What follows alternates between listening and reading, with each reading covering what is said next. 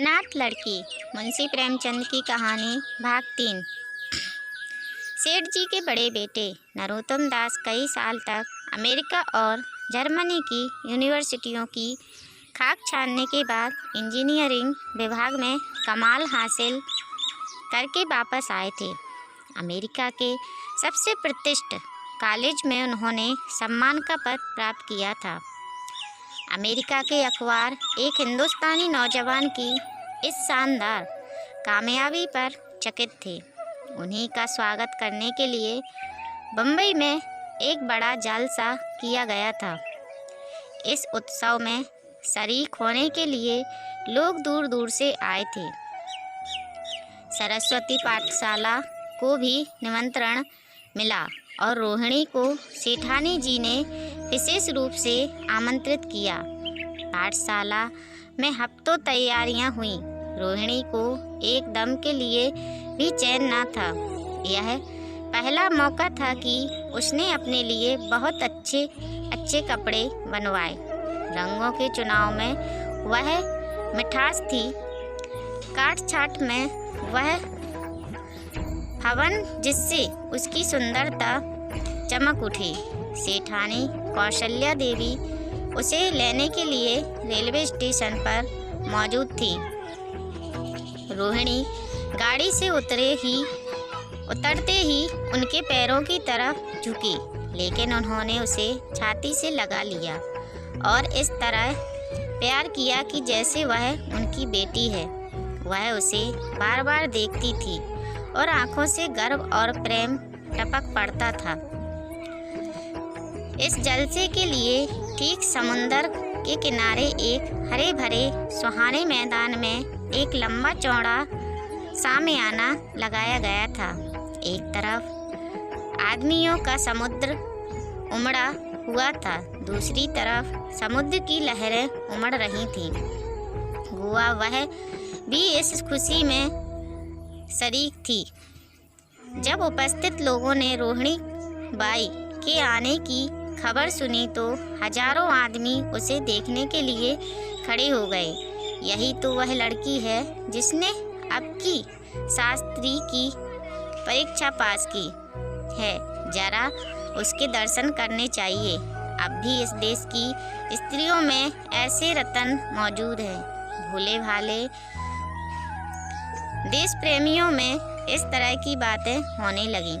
शहर की कई प्रतिष्ठित महिलाओं ने आकर रोहिणी को गले लगाया और आपस में उसके सौंदर्य और उसके कपड़ों की चर्चा होने लगी।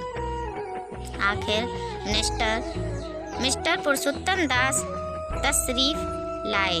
हालांकि वह बड़ा शिष्ट और गंभीर उत्सव था, लेकिन उस वक्त दर्शन की उत्कंठा पागलपन की हद तक जा पहुंची थी। एक भगदड़ सी मंच गई। कुर्सियों की कतारें गड़बड़ हो गईं। कोई कुर्सी पर खड़ा हुआ, कोई उसके हाथों पर। कुछ मन चले लोगों ने सामियाने की रस्सियां पकड़ी और उन पर जा लटके। कई मिनट तक यही तूफान मचा रहा। कई कुर्सियां टूटी, कई कुर्सियां उल्टी, कोई किसी के ऊपर गिरा, कोई नीचे। ज़्यादा तेज लोगों में धौल धप्पा होने लगा। तब बीन की सुहानी आवाज़ें आने लगीं। रोहिणी ने अपनी मंडली के साथ देश प्रेम में डूबा हुआ गीत शुरू किया।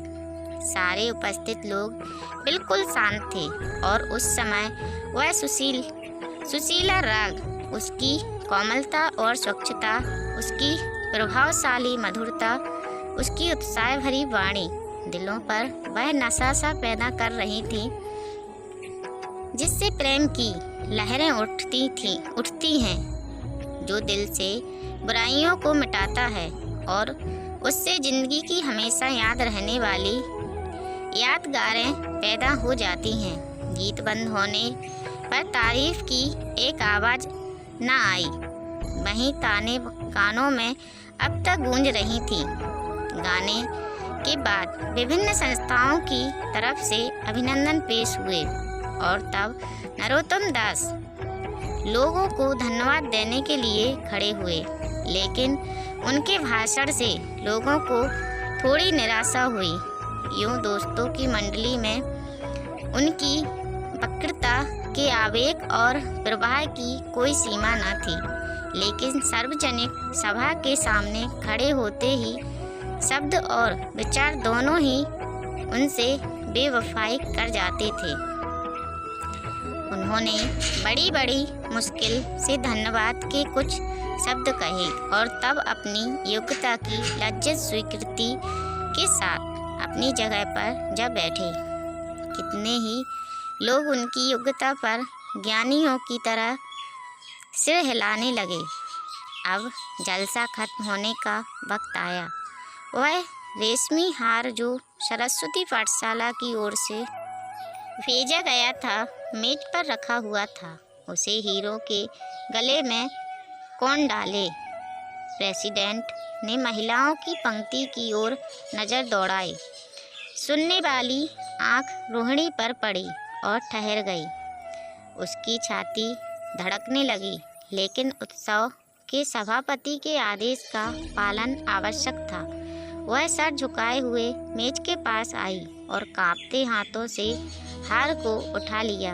एक क्षण के लिए दोनों की आंखें मिली और रोहिणी ने नरोत्तम दास के गले में हार डाल दिया।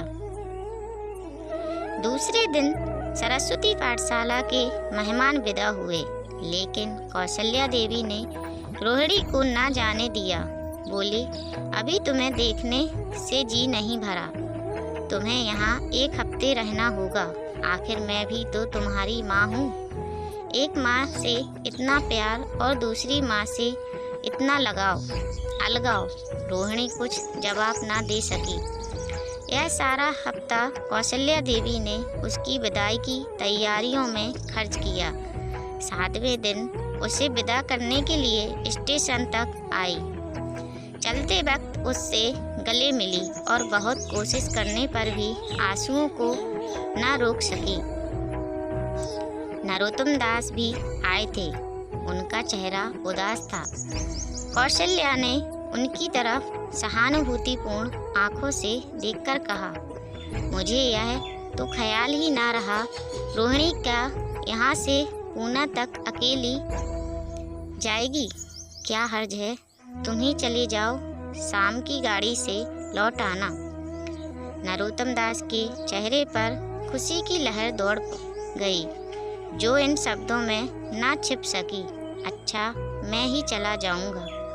वह इस फिक्र में थे कि देखें विदाई की बातचीत का मौका भी मिलता है या नहीं। अब वह खूब भी जी भरकर अपना दर्द दिल सुनाएंगे और मुमकिन हुआ तो उस लाज संकोच को जो उदासीनता के पर्दे में छिपी हुई है मिटा देंगे। दोस्तों, इस कहानी का यह पार्ट यहीं पर समाप्त होता है। इसका अगला पार्ट कल शाम 5 बजे आएगा, तो चैनल को जल्दी से सब्सक्राइब कीजिए ताकि आने वाले पार्ट को आप मिस ना कर सको। वीडियो अच्छी लगी हो तो ज़्यादा से ज़्यादा शेयर करना, लाइक करना।